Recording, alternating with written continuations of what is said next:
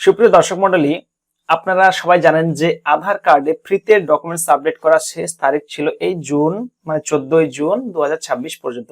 আর এই নিয়ে সাধারণ মানুষের মনের মধ্যে একটা বড় টেনশন তৈরি হয়েছিল যে ডেট পার হয়ে গেলে বুঝি টাকা লাগবে বা আধার কার্ড ব্লক হয়ে যাবে। কিন্তু আজ আপনাদের জন্য রয়েছে একটা বিরাট খুশির খবর। কেন্দ্রীয় সরকারের তরফ থেকে ইউআইডিএআই এর অফিসিয়াল নোটিশ অনুযায়ী এই ফ্রি ডকুমেন্টস আপডেটের সময়সীমা কিন্তু আরো পুরো 1টি বছর বাড়িয়ে দেওয়া হয়েছে। হ্যাঁ, আপনারা এখন 14ই জুন 2027 পর্যন্ত সম্পূর্ণ বিনামূল্যে ঘরে বসে নিজেরাই আপডেট করে নিতে পারবেন। আজকের এই ভিডিওতে আমি আপনাদের লাইভ প্রমাণ দেখাবো এবং আপনাদের মোবাইল ফোন দিয়ে কিংবা যে কোনো কম্পিউটারের মাধ্যমে কিভাবে খুব সহজেই রেশন কার্ড, ভোটার কার্ড ইত্যাদি কার্ডের মাধ্যমে আপনারা নিজেদের ডকুমেন্টস আপলোড করে নিতে পারবেন। তার পুরো স্টেপ বাই স্টেপ প্রসেস দেখিয়ে দেবো, তাই ভিডিওটি স্কিপ না করে শেষ পর্যন্ত দেখুন। আর চ্যানেলে নতুন হলে অবশ্যই চ্যানেলটিকে সাবস্ক্রাইব করে পাশে থাকুন। চলুন শুরু করা যাক। যে কোনো একটি ব্রাউজারে যাবেন, সেখানে গিয়ে সার্চ করবেন আধার। এই যে দেখতে পাচ্ছেন, যেহেতু আপনারা নতুন লোক, সাইট জানেন না, সেই হিসাবে আধার লিখে সার্চ করার পর প্রথমে যে লিঙ্কটি আসবে সেখানে আপনারা ক্লিক করবেন। ক্লিক করার পর এখানে দেখতে পাচ্ছেন এই যে চলে আসবে, এইরকম পেজ চলে আসবে, একটা শো হবে। এখান থেকে ডাউনলোড আধার, এখানে আপনারা ক্লিক করবেন। ক্লিক করার পর এখানে আধার নাম্বার, এনরোলমেন্ট, ভার্চুয়াল নাম্বার এসব লেখা থাকবে, কিছু করবেন না। এই যে উপরে ড্যাশবোর্ড লেখা আছে, এখানে আপনারা ক্লিক করবেন। ক্লিক করার পর লগ ইন অপশন এখানে দেখাবে, এখানে ক্লিক করবেন। ক্লিক করার পর আপনার আধার নাম্বারটা, যার আপনি আপডেট করতে চাইছেন তার আধার নাম্বারটা এখানে এন্ট্রি করবেন। ক্যাপচারটা দিয়ে লগ ইন উইথ ওটিপি তে ক্লিক করলে আপনার ফোনে ওটিপি যাবে, সেটি বসিয়ে দিয়ে এখানে লগ ইনে ক্লিক করে দেবেন।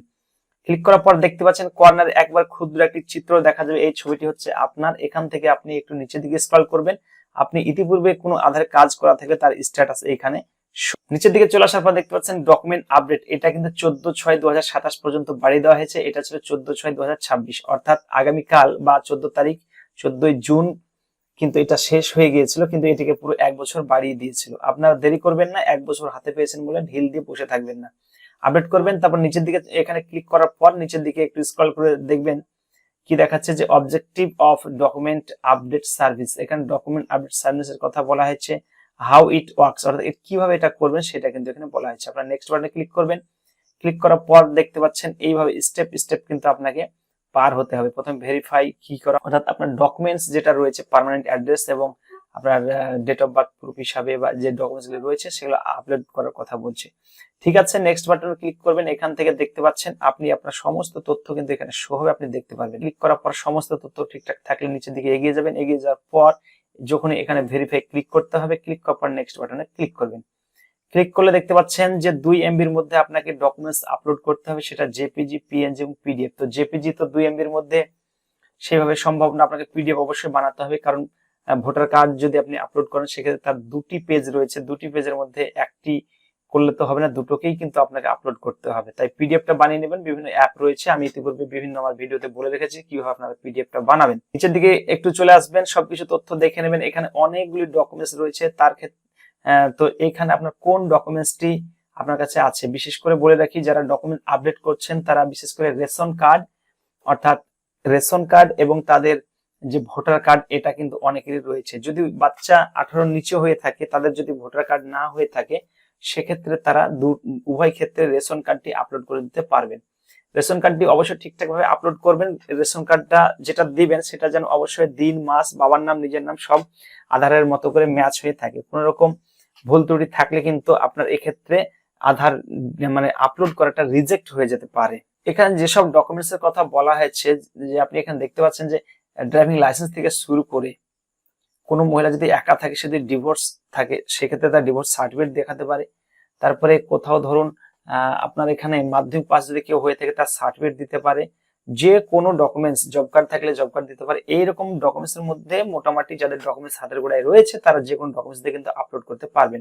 নেক্সটের দিকে নিচের দিকে এই অপশন মধ্যে সিলেক্ট করবেন। যদি একটা কথা বলি, আপনার যদি সমস্ত ডকুমেন্টসে ভুল থাকে, দেখা যাচ্ছে আপনার ভোটার কার্ডটি ঠিক আছে বা রেশন কার্ডটি ঠিক আছে, সেক্ষেত্রে একটি ডকুমেন্টসে কিন্তু আপনি উভয় জায়গায় আপলোড করে দিতে পারবেন। দুটি জায়গাতে একই অপশন দেওয়া আছে, দুই জায়গাতেই এই দুটি ডকুমেন্টসকে আপনি পেয়ে যাবেন। তাহলে সেক্ষেত্রে কিন্তু আপনি এখানে আপলোড করুন। ডকুমেন্ট এবার কি বলা হচ্ছে, অ্যাকসেপ্ট করা হলো। এখান থেকে অ্যাকসেপ্ট করার পর কন্টিনিউ টু আপলোডে ক্লিক করবেন। তখন দেখতে পাচ্ছেন এখান থেকে ভোটার কার্ড সিলেক্ট করেছি আমি প্রথম ক্ষেত্রে, date of birth proof of address আর প্রুফ অফ আইডেন্টিটি, অর্থাৎ প্রুফ অফ আইডেন্টিটি, POI মানে proof of identity proof of আইডেন্টিটিতে আপনি ভোটার কার্ড দেন এবং প্রুফ অফ অ্যাড্রেসে আপনি ভোটার কার্ড দিয়ে নেক্সট বাটনে ক্লিক করে এগিয়ে যান, ওকে দেন। ওকে দেওয়ার পর দেখতে পাচ্ছেন 14/6/2027 পর্যন্ত ফ্রি অফ কস্ট। পরে আপনাকে টাকা লাগতে পারে, সেটা পরের বিষয়। এখন কিন্তু আপনাকে 1 বছর পুরো ফ্রিতে করে দেওয়া হবে। আপনি ক্লিক করুন, নিচের দিকে চলে আসুন। এই স্লিপটি আপনি ডাউনলোড করে রেখে দিতে পারেন, কারণ পরবর্তীতে স্ট্যাটাস চেক হবে। এটা দেখে আপনি চেক করতে পারেন, বা আপনি আপনার আধার কার্ড ধরেও চেক করতে পারেন। তো যাই হোক, এটা বলা হচ্ছে যে এটা আপনার কমপ্লিট বিটুইন 1 থেকে 30 দিন, 1 মাসের মধ্যে কিন্তু এটি আপনার কি হবে, এটা কিন্তু আপডেট আপনাকে মেসেজ দিয়ে দেওয়া হবে। যদি আপনার হয় তাও আপনাকে মেসেজ দিবে, যদি আপনার না হয় সেটাও কিন্তু মেসেজের মাধ্যমে জানিয়ে দেওয়া হবে। এইভাবে কিন্তু আপনার ডকুমেন্টস আপনি আপলোড করে নিতে পারবেন।